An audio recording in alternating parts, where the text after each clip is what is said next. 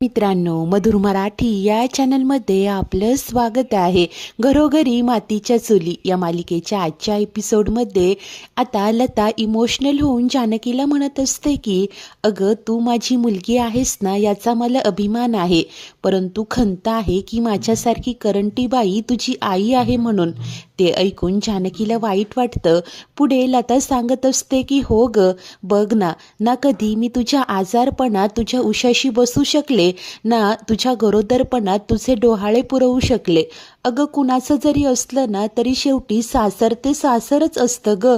तिथेही कधी कधी उनादुना शब्द ऐकून घ्यावाच लागला असेल. ऐकून जानकीला आठवत असतं की आजी नेहमीच तिला अनाथ म्हणून कशी हिनवायची ते. तर पुढे लता म्हणते की हो ग, परतून म्हणायला मी तुला माहेरच ठेवलं नाही ग. ची आई आहे ग मी, माफ कर ग. झाल्या चुकांची माफी मागायलाच आज तुझी ही आई आली आहे, माफ कर ग. असं म्हणत लता जानकीचा हात हातात घेऊन डसडसा रडत असते. तेव्हा जानकी तिला समजावते की ग, असा विचार नको ग करूस. मला तुझ्याकडून काहीही नकोय, परंतु फक्त एकच तक्रार आहे ग. आई, तू मला का सोडून गेलीस ग? तू माझ्याकडे परत का नाही आलीस? आपली पोर आपल्याला सोडून कशी राहील हा विचार तुझ्या मनात नाही का ग आला? ते ऐकताच लताच्या काळजाचे तुकडे तुकडे झालेले असतात आणि लता विव्हळत खूप रडत असते. इमोशनल झालेली जानकी पुढे म्हणते की हो ग आई, तू हवी होतीस ग मला मी वयात येताना. तू हवी होतीस माझ्या कन्यादानाच्या वेळी. तू हवी होतीस मला माझ्या बाळंतपणात. आई, माझं अर्ध आयुष्य गेलं. मला कधी तुझी अंगाई ऐकता नाही आली, कधी घाबरल्यावर तुझ्या कुशीत शिरता नाही आलं, की तुझ्या मांडीवर डोकं टेकून शांतपणे निजता नाही आलं. आत्ताचंच बघ ना, तू इतक्या दिवसांपासनं आमच्या घरात राहतीये, परंतु कधी तुझ्या हातून भरवून देखील घेता नाही आलं ग. असं म्हणत ती हळहळ व्यक्त करत असते. ते ऐकताच लता मात्र म्हणते की हो ग, परंतु अजूनही वेळ गेलेली नाहीये. अगं थांब, माझ्याकडे ना प्रसादाचा शिरा आहे, तो मी तुला भरवते. असं म्हणत घाईघाईने लता उठते. बाहेर बाकावर ठेवलेला तो शिऱ्याचा द्रोण बॅग घेऊन ती पुन्हा जानकीकडे येते आणि आनंदाने तिला सांगत असते की जेव्हा शेवटचं तुला बघितलं होतं ना, तेव्हाही तुला असाच शिरा भरवला होता. आज तर श्रावणी सोमवार आहे, माझ्या हातात प्रसादाचा हा शिरा आहे. जानकी म्हणते की हो आई, परंतु हा फक्त प्रसादाचा शिरा नाहीये, तर देवाचा आशीर्वाद आहे. अगं, आपलं हे वर्तुळ पूर्ण होतंय आई. असं म्हणत दोघीही श्री महादेवांकडे पाहतात आणि त्यानंतर आता लता स्वतःच्या हाताने तो प्रसादाचा शिरा जानकीला भरवते. जानकीला जगावेगळा आनंद झालेला असतो. त्यानंतर अतिशय मिटक्या मारत आनंदाने लताच्या हातून ती तो सगळा शिरा संपवत असते. दोघींना या गोष्टीची जराही कल्पना नसते की त्या शिऱ्यात ऐश्वर्याने गुंगीचं औषध टाकलंय म्हणून. जानकी अतिशय आनंदाने तो सगळा शिरा संपवते. त्यानंतर तक्रार करत लताला म्हणते की एक विचारू का? अगं, तुला माहिती होतं की मी तुझी मुलगी आहे, तरीही तू मला का नाही सांगितलंस? तेव्हा लता बोलते की अगं, मला तरी कुठे ठाऊक होतं ग. अगं, ऐश्वर्याने हे नाटक करायला मला इथे बोलावलं. पैशांची गरज होती म्हणून मी हे नाटक करत राहिले. मला वाटत होतं की कुठेतरी काहीतरी चुकतंय, परंतु नाविलाज होता ग. परंतु नंतर मी जेव्हा ओवीने काढलेलं ते चित्र पाहिलं ना, ती म्हणाली आणि आता तो सगळा प्रसंग सांगत असते. कशा प्रकारे ओवीने सांगितलं होतं की ही माझी आई आहे आणि ही तिची आई. माझी आई अनाथ आहे, ती मधुभाऊंच्या आश्रमात वाढली आहे आता सांगत असते. आणि पुढे जानकीला म्हणते की ते चित्र पाहिल्यानंतर कळलं ग, हा तर तोच फोटो आहे. त्याच फोटोचे दोन तुकडे खरं तर फोटोचे नाही, आपल्या दोघींच्या मनाचे दोन तुकडे. आणि त्यानंतर मला कळलं ग की तूच माझी बबडी आहेस म्हणून. जेव्हा मला हे कळलं ना, तेव्हा घरात मंगळागौर सुरू होती. तू खूप गडबडीत होतीस ग. वाटलं की मंगळागौर संपल्यानंतर तुझ्याशी बोलावं, परंतु लगेच ते झुंबर पडलं. त्यानंतर पुढे जे जे घडलं ते तर तुला ठाऊकच आहे ग. तू अजून माझ्यापासून दुरावली गेलीस. तेव्हा दोघींनाही आठवत असतं की ऐनवेळी सौमित्र कसे पुरावे घेऊन आला आणि या लता कारखानीच आहे असं म्हणत लताचं पितळ उघडं पाडलं.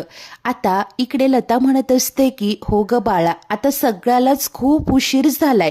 तेव्हा जानकी मात्र म्हणते की नाही आई, अगं जेव्हा ऋषिकेशला कळेल ना की तू माझी आई आहेस, त्यांना खूप आनंद होईल. सगळे खूप प्रेमाने तुला स्वीकारतील ग. आई चल ना, तू माझ्यासोबत घरी चल. ती घाईघाईनेच उठते, परंतु लता मात्र तिला अडवते आणि समजावू लागते की अगं सगळंच खूप नासून गेलंय. हे बघ ना, तुझ्या घरच्यांची माझ्याबद्दल खूप चुकीची मतं झाली आहेत आणि याला कारणीभूत देखील मीच आहे. आता जर का पुन्हा कळलं की मी तुझी आई आहे म्हटल्यावर सगळंच खूप बिघडेल ग आणि याचे परिणाम तुला भोगावे लागतील. की मात्र हट्ट करत बोलत असते की नाही ग आई, असं काहीही होणार नाही. घरचे सगळेच खूप चांगले आहेत. लता मात्र नकार देते आणि जानकीला सांगते की बाळा तू घरी जाग, जावई बापू वाट पाहत असतील. या जानकी ऐकतच नाही. लताच्या मांडीवर डोकं टेकवत शांतपणे झोपते आणि सांगते की आज मी तुला सोडून कुठेही जाणार नाही. तुझ्या मांडीवर डोकं टेकवलंय ना, खूप शांत वाटतंय ग आई. देखील अतिशय मायेने तिचे केस कुरवाळत तिला थोपटवत असते. पुढे जानकी विचारते की आई, अगं मी लहान असताना तू कधी माझ्यासाठी अंगाई गायली आहेस का? लता आनंदाने खुश होऊन होकार देते. तेव्हा जानकी हट्ट करत म्हणते की आई प्लीज आज देखील माझ्यासाठी अशीच अंगाई गा ना ग. लतालाही खूप आनंद होतो. ती लगेचच होकार देते. जानकी आपल्या आईच्या कुशीत तिच्या मांडीवर निजलेली असते आणि तिची आई म्हणजेच लता मायेने तिच्यासाठी अंगाई गात असते.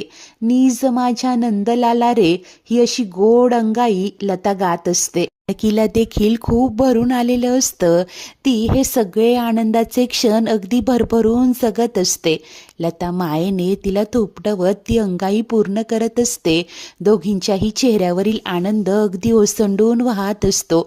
पुढे लता आता अंगाई गात असते आणि त्या गुंगीच्या प्रसादामुळे जानकीला देखील हळूहळू झोप यायला लागते. काहीच क्षणामध्ये जानकी अतिशय गाढ झोपी गेलेली असते. लताला असं वाटतं की तिच्या कुशीत ती शांतपणे निजलीये. आनंदाने, मायेने, प्रेमाने जानकीकडे पाहत ती तिला थोपटवत असते. जानकी शांत झोपी गेलेली असते आणि त्यानंतर जानकीला जाग येते तेव्हा दुसरा दिवस उजाडलेला असतो. जानकी खाली फरशीवरच झोपी गेलेली असते. गडबडीनेच ती उभी राहते आणि पाहते तर लता कुठेही नसते.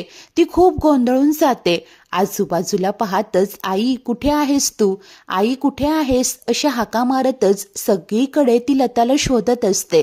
मंदिराच्या गाभाऱ्यातनं बाहेर येते. पुन्हा एकदा आत येत चहूबाजूंनी तिची नजर लताला शोधत असते आणि जानकी आवाज देत असते की आई ग कुठे आहेस तू. आई नक्की कुठे गेली असेल हाच प्रश्न तिला सतावत असतो. तर त्याच वेळेस इकडे रणदिवेंच्या घरी देखील सर्वच जण खूप टेन्शनमध्ये असतात. ऋषी, सौमित्र, सारंग, नाना सर्वच जण एकत्र असतात. ऋषी काळजीने सौमीला म्हणत असतो की रात्र उलटून गेली रे, जानकीचा काहीच पत्ता लागत नाहीये. हे बघ मिसिंग कंप्लेंट फाईल करूयात का? तेव्हा सौमी सांगतो की नाही रे दादा, अरे अजून 24 तास झालेले नाहीयेत. त्यापेक्षा एक काम करायचं का, आपण पुन्हा एकदा जाऊन वहिनीला शोधायचं का? ऋषी बोलतो की अरे आता कुठे शोधणार, रात्रभर अख्खं मुळशी गाव पिंजून काढलंय आणि तो खूप टेन्शनमध्ये असतो. तेव्हा नाना सांगतात की अरे तिची ती कोण मैत्रीण होती ना, सारंग सांगत होता ना मैत्रिणीकडे गेलीये, तिला फोन करून बघतोस का? तेव्हा ऋषी वैतागत बोलतो की नाही हो नाना, हा सारंग खोटं बोलतोय, जानकी कुठल्याही मैत्रिणीकडे गेलेली नाहीये. तेव्हा आता इकडे अवंतिका ही टोमणा मारत म्हणते की बरोबर आहे, ऐश्वर्यासारखी बायको असताना हे असंच खोटं बोलणार. ऐकताच ऐश्वर्या गप्प कशी राहणार. ती अवंतिकेवर ओरडत म्हणते की उगीच वाटेल ते बोलू नकोस हं. आणि बरं का ऋषिकेश दादा, तुमची बायको कुठे आहे हे तुम्हाला माहिती असायला हवं. उगीच आम्ही काही बोलत नाही आहोत म्हणून सारंगला दोष देऊ नका हं. तुमची बायको कुठे गेलीये तुम्हाला सांगून नाही का गेली, असं ती ऋषीला सुनावते. तो मात्र आता गप्प होतो. तर सुमित्रा ही काळजी करत म्हणते की खरं तर जानकी असं न सांगता कुठेही जात नाही, कुठे गेली असेल ती. आणि तितक्यात जानकी घरी परत येते. ती आतमध्ये येताच ऋषीला विचारू लागते की अहो आईला पाहिलत का, आई आली का, आणि पुढे होऊन आई अशा हाकाती मारत असते. आता सर्वांनाच नक्की जानकीचं काय सुरू आहे काही कळेनासं होतं. जानकी गोंधळतच म्हणते की ती रूममध्ये आहे का, आणि जाऊन लताच्या खोलीत ती चेक करून येते. ऋषी तिच्या मागे मागे येत असतो. ती पुन्हा एकदा बाहेर येते आणि सर्वांना विचारत असते की तुम्ही पाहिलंय का कोणी आईला. तेव्हा आता सौमित्र म्हणतो की हे बघ वहिनी, तू आधी शांत हो, अवंतिका पाणी आण पाहू. परंतु पॅनिक झालेली जानकी सांगते की नाही, मला काहीही नकोय. भाऊजी अहो, आई रात्रभर माझ्या सोबतच होती, परंतु माहिती नाही ती कुठे गेली. मी कोणी पाहिलंय का आईला, कुठे गेली आई, असं जानकी गोंधळतच बोलते. ऋषी मात्र तिला शांतपणे आता खाली बसवतो. इकडे सुमित्रा म्हणत असते की हे सगळं काय सुरू आहे, मला तर काहीच कळत नाहीये. सारंग देखील तिच्या सुरात सूर मिळवत असतो. तर आता ऋषी शांतपणे जानकीला बोलतो की हे बघ जानकी, जे जे काही झालंय ते मला नीट सांग. जानकी, अगं तुला कुठला भास होतोय का, कारण तुझी आई कोण आहे, ती कशी दिसते, तुला काहीच माहिती नाहीये. तेव्हा जानकी शांतपणे बोलते की मला माहितीये, माझी आई कोण आहे, ती कशी दिसते, सगळं माहितीये. आता सर्वच जण आश्चर्याने जानकीकडे पाहत असतात. त्यानंतर जानकी इमोशनल होऊन ऋषीला सांगते की हो ऋषिकेश, अहो माझी आई कोण आहे, कशी दिसते, सगळं मला माहितीये, ती मला भेटलीये. ऋषिकेश अहो, लता कारखानीसच माझी आई आहे. त्याच इकडे ऋषी, सौमित्र, अवंतिका, नाना सर्वांनाच मोठा धक्का बसलेला असतो. अवंतिका विचारते की काय, ती लताबाई तुमची आई आहे. जानकी आनंदाने सांगत असते की हो अवंतिका, अगं लता कारखानीसच माझी आई आहे. ते ऐकताच ऐश्वर्या बोलते की अगं हे काय सुरू आहे, तू काय पिऊन वगैरे आली आहेस का, कारण कालपर्यंत तर तू त्या लताबाईला ऋषिकेश दादांची खोटी पार्वती आई म्हणून या घरात घेऊन आली होतीस, आणि आता म्हणते की ती बाई तुझी आई आहे म्हणून. जानकीचा राग अनावर होतो. ती ओरडूनच ऐश्वर्याला म्हणते की माझी आई खोटारडी नाहीये.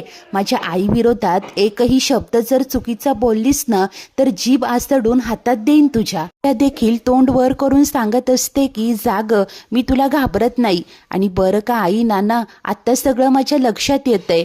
काय ग, त्या खोटारड्या बाईला तूच मुंबईवरनं घेऊन आली होतीस ना, आणि आता तिला पोलीस पकडून घेऊन गेलेत. त्यामुळे तुझे सगळे डाव अर्धवट राहिले असणार, आणि म्हणूनच ती बाई तुझी आई आहे असं सांगून तुला पुन्हा एकदा त्या बाईला आपल्या घरात घेऊन यायचंय का. जानकी ओरडूनच त्रागा करत म्हणते की ऐश्वर्या तोंड बंद ठेव, अगं आई आहे ती माझी. ते ऐकून ऋषी मात्र जानकीला शांत करतो आणि म्हणतो की तू तिच्याकडे लक्ष नको देऊस, परंतु मला सांग, अगं ती बाई तुझी आई कशी काय असू शकते. तेव्हा जानकी रडवेली होऊन सांगते की हा सगळा नियतीचा खेळ आहे ऋषिकेश, मी कालच माझ्या आईला भेटले. तेव्हा आता हा सारंग पुढे येतो आणि म्हणतो की वा ग वा वहिनी, अगं तू जाऊन त्या खोटारड्या बाईला पोलीस स्टेशनमध्ये भेटलीस का. ऋषी सारंगवर ओरडत म्हणतो की तू जरा गप्प बस, अरे काय झालंय तुला माहिती तरी आहे का. आणि ऋषी सर्वांना सांगतो की काल आम्ही जेव्हा पोलीस स्टेशनमध्ये गेलो होतो ना, तेव्हा तिथे लताबाई नव्हती. तर आता जानकीही सांगते की होय, कारण माझ्या आईला पकडून नेणारे पोलीस खरे नव्हते, तर या ऐश्वर्याने पाठवलेले गुंड होते. ऐकताच ऐश्वर्या तिचा नेहमीचा डायलॉग मारते. लगेच वैतागून बोलत असते की झालं, काही झालं तरी सगळ्या गोष्टींचं खापर माझ्याच डोक्यावर फुटणार. मला ना या सगळ्या गोष्टींचा आणि भांडणांचा आता उबग आलाय. ते ऐकून आता जानकी विचारते की का ग, आता तुझ्याकडे बोलायला काही शिल्लक नाहीये म्हणून असं म्हणतेय का. ऐश्वर्या वैतागत म्हणते की जाग, ए जानकी, मला तुझ्याशी काही बोलायचंच नाहीये. सारंग चला हो, आपण आपल्या रूममध्ये जाऊया, नाहीतर ही बाई काही खोटे आरोप करून मला अडकवेल. आणि ती वर जायला निघते तेव्हा रागात येऊन जानकी म्हणते की ए थांब ग. जोरानेच ऐश्वर्याचा हात पकडते. नानांना ओरडून सांगत असते की माझ्या आईला या ऐश्वर्यानेच या घरात आणलंय. तेव्हा आता सौमित्र प्रश्न करतो की वहिनी अगं, परंतु लताबाई या ऐश्वर्याच्या सांगण्यावरनं इथे काय येईल. जानकी सौमित्रला सांगू लागते की कारण माझ्या आईला पैशांची गरज होती, तिच्या गरजेचाच या ऐश्वर्याने फायदा घेतला आणि पार्वती आई बनून या घरात यायला सांगितलं. त्यानंतर तिला या घरात एक फोटो सापडला जो माझ्या लहानपणीचा होता. जानकी ऋषीला आठवण करून देत असते की मधुभाऊंनी मला माझ्या लहानपणीचा तो फोटो दिला होता, तुम्हाला आठवतंय ना? त्या फोटोचा अर्धा भाग कुठेच सापडत नव्हता. तो अर्धा भाग माझ्या आईकडे होता. कायम तो फोटो घेऊन ती मला शोधत होती. अहो, त्या फोटोचा अर्धा भाग सापडलाय. बघा ना, तुम्ही विश्वास ठेवा नाहीतर नका ठेवू. हा सगळा नियतीचा खेळ आहे. माझ्या आईला ठाऊकच नव्हतं की ज्या घरात नाटक करायला ती आलीये ते घर तिच्याच मुलीचं आहे म्हणून. त्यानंतर जानकी तिच्या जन्मापासूनची सगळी हकीकत जी लताने तिला सांगितली होती ती सर्वांना सांगत असते की कशा प्रकारे लताला एका माणसाने प्रेमात फसवलं. नंतर जानकीचा जन्म झाला. लता एकटी होती, त्याचमुळे तिने जानकीला मधुभाऊंच्या अनाथाश्रमात सोडलं आणि पुन्हा येऊन अनेकदा तिला भेटण्याचा प्रयत्नही केला, परंतु परिस्थितीमुळे ती कधीच जानकीला सोबत घेऊन गेली नाही. हे सर्व काही जानकीने आता रणदिवे कुटुंबाला सांगितलेलं असतं. सर्वच जण कान टवकारून जानकीचं हे बोलणं ऐकत असतात. पुढे जानकी मात्र आनंदाने ऋषीला सांगत असते की पहिल्यांदा माझ्या आईने मला भरवलं ऋषिकेश. अहो, तिच्या मांडीवर मी शांतपणे झोपले होते. नंतर सकाळी जाग आली, पाहिलं तर आई कुठेच नव्हती. मुळाचा सगळा परिसर पिंजून काढला, परंतु आई कुठेच नव्हती. आणि होय, मला माहितीये ती कुठे आहे. रागानेच ती ऐश्वर्याला विचारत असते की सांग, माझी आई कुठे आहे? ती तूच तिला गायब केलंय म्हणून. तेव्हा ऐश्वर्या देखील कांगावा करतच ओरडते. जानकीला म्हणत असते की बस कर, काय आपलं सारखं माझी आई लावलंय ग. हे बघ, मी कुणालाही गायब केलेलं नाहीये. जानकी, मला माझं हे घर, माझी माणसं प्रिय आहेत. असं बोलून रडण्याचं नाटक करत ती सुमित्रेकडे येते आणि तिला सांगू लागते की मी नेहमीच तुम्हाला माझी स्वतःची आई मानलंय. नाना, अहो, तुमच्यासाठी मी जाऊन माझ्या डॅडांच्या विरोधात साक्ष दिली. आज माझ्यामुळे ते तुरुंगात आहेत आणि आज ही जानकी येऊन कोणत्या खोटारड्या बाईसाठी माझ्यावर वाटेल ते आरोप करतीये. बाई जिने आपल्या सगळ्यांना फसवलं, आपल्या या घराचे हिस्से केले, राजरोजपणे या घरात वावरत होती आणि आज ही जानकी त्या बाईसाठी माझ्यावर आरोप करतीये. तुम्हा सगळ्यांना मी सांगतीये, या जानकीला फक्त घरची सत्ता हवी आहे. जानकी, अजून किती खोटं बोलणार आहेस? असं म्हणत ऐश्वर्याच्या चोराच्या उलट्या बोंबा सुरू असतात. तेव्हा जानकी देखील भडकते. ओरडूनच म्हणते की बस कर ऐश्वर्या, अगं खोटं मी नाही तर तू बोलत आहेस. सांग, माझी आई कुठे आहे? असं म्हणत ती आता ऐश्वर्यावर धावून जाते. रागानेच तिचा गळा पकडत म्हणत असते की नाहीतर जीव घेईन मी तुझा. जानकीने ऐश्वर्याचा गळा पकडलेला असतो. सर्वच जण दोघींनाही थांबवण्याचा, अडवण्याचा प्रयत्न करत असतात. नंतर सौमित्र आणि ऋषिकेश दोघेही जानकीला बाजूला करतात. इकडे ऐश्वर्याचा जीव जाण्याची वेळ आलेली असते. ती धापा टाकत असते तर सुमित्रा देखील रागाने जानकीला म्हणते की बस कर. हे बघ, तुझं खूप ऐकून घेतलं, परंतु ऐश्वर्यावर असे खोटे आरोप मी खपवून घेणार नाही. की काकुळतीला येत रडवेली होऊन सांगते की आई, अहो, माझ्यावर विश्वास ठेवावं, हे सगळं ऐश्वर्याने केलंय. तेव्हा रागात असलेली सुमित्रा म्हणते की या सगळ्याचे काय पुरावे आहेत? आधी पुरावे आणून दे. आणि काय ग, इतक्या वर्षांनंतर तुला तुझी आई भेटली आणि सकाळी अचानक निघून गेली? तिने दिलेले ते फोटो कुठे आहेत? ते कुठे पुरावा? असं सुमित्रा विचारते. जानकीकडे काहीही नसतं. आता सारंग मध्ये पडतो, ओरडून म्हणत असतो की आई, अगं नाहीये तिच्याकडे पुरावा. काय बोलणार ती? तिला फक्त ऐश्वर्यावर खोटे आरोप करता येतात. जानकी पुन्हा एकदा सांगण्याचा प्रयत्न करते की नाही, माझ्याकडे पुरावा, परंतु मला माझी आई भेटलीये. आणि असं बोलत असताना अचानक चक्कर येऊन ती खाली कोसळते आणि बेशुद्ध झालेली असते. ऋषी जानकीला सावरतो. सौमी आणि अवंतिका देखील काळजी करत असतात. नीच, सारंग आणि ऐश्वर्या फक्त बघत बसतात. त्यानंतर काही वेळाने ही ऐश्वर्या पुन्हा सुमित्रेच्या कानाशी लागते आणि विचारते की जानकी खरं बोलतीये असं वाटतंय का? तेव्हा सुमित्रा सांगते की मला तर काहीच कळत नाहीये. ढोंगी ऐश्वर्या म्हणत असते की अहो, खरं तर त्या खोटारड्या बाईने लताबाईने पार्वती पार्वती म्हणून ना आपल्या भोळ्या जानकीला गोळात घेतलं असणार. सारंग देखील म्हणत असतो की हो ना आई, अगं जानकी वहिनी खूप भोळी आहे. आता हेच बघ ना, कोण कुठली ती बाई आपल्याला तळ्याकाठी सापडली होती आणि ऋषिकेश दादाची आई पार्वती आई समजून आपण म्हणजे जानकी वहिनी तिला घरी घेऊन आली. आता ती ऋषिकेश दादाची आई आहे म्हटल्यावर आपण सगळे गप्प राहिलो. शेवटी काय झालं ना, ती बाई नानांची बायको निघाली ना ऋषिकेश दादाची आई. आणि काय ग, ही जानकी वहिनी खूप हुशारक्या मारत असते ना की मला सगळं कळतं म्हणून. मग एवढीशी गोष्ट का नाही कळाली? ऐकून सुमित्रा जरासा विचार करते आणि म्हणते की परंतु एक गोष्ट मला नाही कळाली. जर का पोलीस येऊन त्या लताबाईला घेऊन गेले होते तर मग ती पोलीस स्टेशनमध्ये का नाहीये? जानकीला बाहेर कसं भेटली? याचाच अर्थ ऋषिकेश जे म्हणत होता की खोटे पोलीस येऊन लताबाईला घेऊन गेले ते खरं आहे. सारंग मात्र जरासा दचकतो तर धूर्त ऐश्वर्या पुढे म्हणते की अहो पण पोलिसांनी हेही सांगितलंय ना की ती माणसं लताबाईचे साथीदार असू शकतात म्हणून. परंतु खरं तर ती लताबाई आपल्या घराला लागलेलं ग्रहणच होती. बरं झालं निघून गेली. तुम्ही ना या सगळ्याचा विचारच करू नका. आता या सुमित्रेचा देखील दोघांच्या बोलण्यावर विश्वास बसलेला असतो. ती म्हणते की बरोबर आहे, तुम्ही म्हणताय ते खरं आहे, ते फोटोचे तुकडे ते सगळं खोटं असणार. तेव्हा ऐश्वर्या सांगते की हो ना, मग आता असाही विचार करा की हे सगळं जानकीनेच केलं असणार. कदाचित जानकीच त्या खोट्या बाईला आपल्या घरात घेऊन आली असणार आणि तिचं पितळ उघडं पडलं म्हणून तिनेच तिचा पत्ता कट केला असणार. आता ऐश्वर्याने सुमित्रेला गोळात घेतलेलं असतं आणि त्यानंतर स्वतःवरच खूप खुश होऊन गुपचूप सारंगला टाळी देत असते. मित्रांनो, आजचा हा एपिसोड इथेच संपतो. पुढील भागात जानकी शुद्धीवर येते आणि लताला शोधायला निघते. तितक्यात पोलीस घरी येतात आणि इन्स्पेक्टर नितीन पवार विचारतात की काल तुम्ही महादेवाच्या मंदिरात तळ्याच्या काठी एखाद्या बाईला भेटला होतात का?